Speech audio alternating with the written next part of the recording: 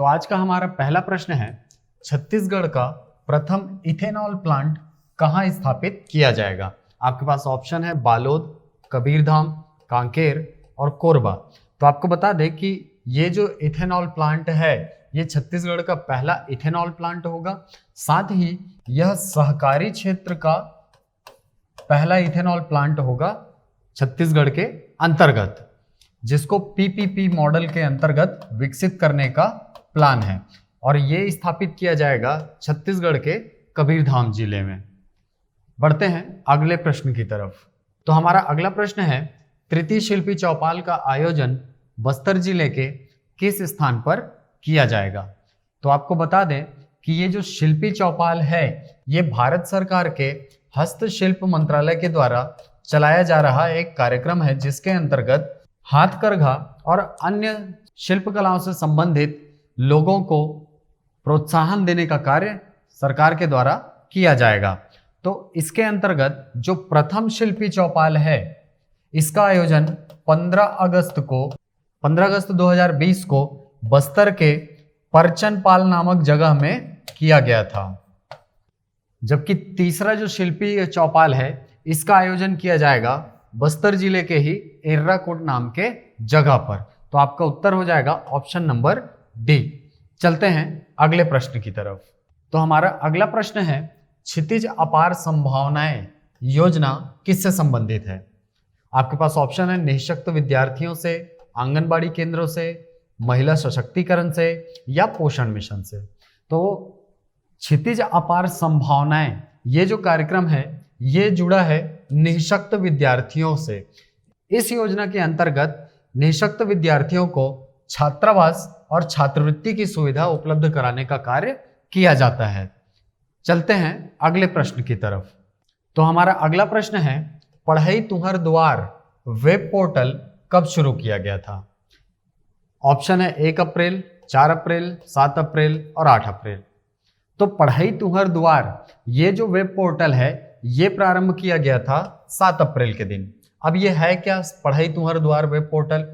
ये जो web portal है वो कोरोना संक्रमण के काल में स्कूली बच्चों को शिक्षा प्रदान करने का एक माध्यम है, जिसके अंतर्गत बच्चों को इंटरनेट के माध्यम से शिक्षा प्रदान की जाती है और ये प्रारंभ हुआ था 7 अप्रैल 2020 को। चलते हैं अगले प्रश्न की तरफ।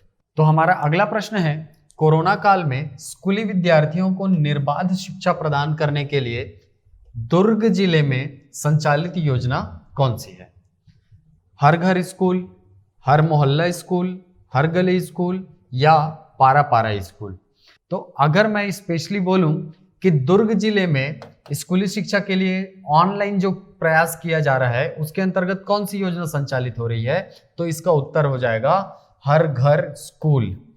और ये जो हर घर स्कूल कार्यक्रम है ये चलाया जा रहा है पढ़ई तुहर दुआर योजना के अंतर्गत। चलते हैं अगले प्रश्न की तरफ। तो हमारा अगला प्रश्न है, विश्व प्रसिद्ध बस्तर दशहरा पर्व के सफल संचालन हेतु गठित समिति के अध्यक्ष कौन है।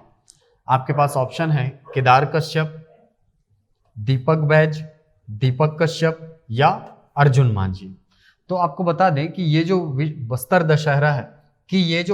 दशहरा है ये पूरे विश्व का सबसे लंबा, सबसे अधिक दिनों तक चलने वाला त्योहार है, जो कि लगभग 75 दिनों तक चलता है। इसके अंतर्गत जो रथ यात्रा है उसकी अगवानी की जाती है यहाँ के महाराज के द्वारा, जो कि वर्तमान में है अभी कमलचंद्र भंजदेव।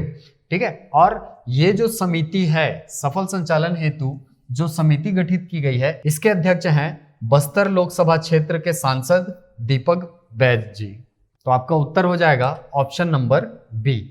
चलते हैं अगले प्रश्न की तरफ। तो हमारा अगला प्रश्न है, बस्तर विकास प्राधिकरण के उपाध्यक्ष कौन है। एकदम फैक्चुअल क्वेश्चन है, आपको एकदम कंठस्थ होना चाहिए कि बस्तर विकास प्राधिकरण के उपाध्यक्ष कौन है। विक्रम मंडावी जी हैं। ठीक है, तो आपका उत्तर हो जाएगा option number A, Shri Vikram Mandavi. चलते हैं अगले प्रश्न की तरफ। तो हमारा अगला प्रश्न है, मुख्यमंत्री सुपोषण अभियान प्रारंभ होने के पश्चात से कुपोषण दर में अद्यतन कितने प्रतिशत की कमी दर्ज की गई है। तो ये जो डेटा है इसके बारे में मुख्यमंत्री जी ने अपने भाषणों में कई बार इसका जिक्र किया है। आपको बता दें कि मुख्यमंत्री सुपोषण अभियान जो है ये प्रारंभ हुआ था 2 अक्टूबर 2019 को। तो 2 अक्टूबर 2019 से लेकर अब तक कुपोषण दर में कुल 13.79% की कमी दर्ज की जा चुकी है। तो आपका उत्तर हो जाएगा ऑप्शन नंबर सी 13.79। चलते हैं अगले प्रश्न की तरफ। तो हमारा अगला प्रश्न है Chhattisgarh state power distribution company द्वारा बिजली उपभोक्ताओं की सुविधा के लिए बनाया गया एप्लीकेशन कौन सा है। आपके पास ऑप्शन है हमर बिजली ऐप, रोशनी ऐप, उजाला ऐप या मोर बिजली ऐप। तो Chhattisgarh state power distribution company द्वारा जो निम्न दाब के विद्युत उपभोक्ता हैं उनके लिए बिजली बिल प्राप्त करने के लिए और उस बिजली बिल के भुगतान करने के लिए एक एप्लीकेशन का निर्माण किया गया है जिसका नाम क्या है, मोर बिजली ऐप। इस एप्लीकेशन में आप बिजली सप्लाई संबंधित शिकायत दर्ज करा सकते हैं और मीटर रीडिंग भेजने के अलावा जो पिछले 6 माह का बिजली बिल भुगतान का विवरण भी आपको प्राप्त होता है। चलते हैं अगले प्रश्न की तरफ। चलिए, तो हमारा अगला प्रश्न है सरकारी स्कूलों में भी अब अंग्रेजी माध्यम से बच्चों को निजी स्कूलों की तरह शिक्षा उपलब्ध कराने के उद्देश्य से राज्य में कितने अंग्रेजी माध्यम के मॉडल स्कूल शुरू किए गए हैं। तो आप एकदम फैक्चुअल क्वेश्चन है, आप याद रखना ऑप्शन नंबर बी 41। कुल 41 मॉडल स्कूल बनाए गए हैं। इन मॉडल स्कूलों का लक्ष्य क्या होगा, निजी स्कूलों की तरह शिक्षा उपलब्ध कराना, वो भी अंग्रेजी माध्यम में। क्योंकि हमारे यहाँ ये शिकायत अधिकतर रहती है कि जो सरकारी स्कूल के बच्चे होते हैं वो अंग्रेजी में कमजोर होते हैं। तो अंग्रेजी माध्यम में ही शिक्षा प्रदान करने के उद्देश्य से छत्तीसगढ़ सरकार ने इन मॉडल स्कूल्स का निर्माण करवाया है। तो आपका उत्तर हो जाएगा ऑप्शन नंबर बी 41। अगर आपको ये वीडियो पसंद आया हो तो इसे लाइक करें, शेयर करें और हमारे YouTube चैनल को सब्सक्राइब करें। मिलते हैं अगले वीडियो में। Thank you.